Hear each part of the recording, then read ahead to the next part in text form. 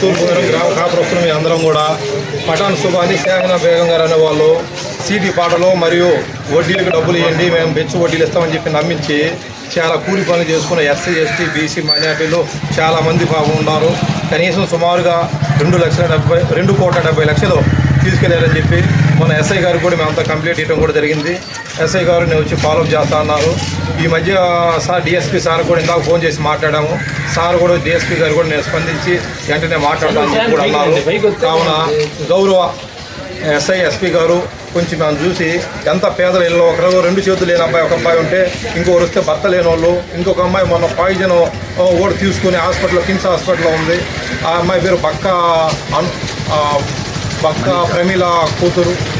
కాబట్టి మీరందరూ కూడా దయించి పాత్రికేయులు అలాగే పోలీస్ డిపార్ట్మెంట్ వారు ఇక్కడ ఉన్న వాళ్ళందరినీ దయించి ఇతను ఒంగోలులో కూడా ఈ మధ్య ఇల్లు 40 లక్షలు కొన్నాడని, కనీసం 2 కిలోలు బంగారం, 1 కోటి రూపాయలు డబ్బులు చేసిపోయారని చెప్పి అందరూ ఉంటున్నారు. ఈ మధ్య అందరూ లాస్ట్ పాట పాడండి అంటూ లాస్ట్ పాట దాకా చేసుకొచ్చి ఆ డబ్బులు మొత్తం తీసుకెళ్లారు. కాబట్టి గౌరవ ఎస్ఐ గారు, సిఐ గారు, డిఎస్పీ గారు, ఎస్పీ గారు మా అందరినీ ముందు దయ ఉంచి మీరు అతను త్వరగా పట్టుకొని ఇది చేస్తారని చెప్పి మరీ కోరుకుంటున్నాను.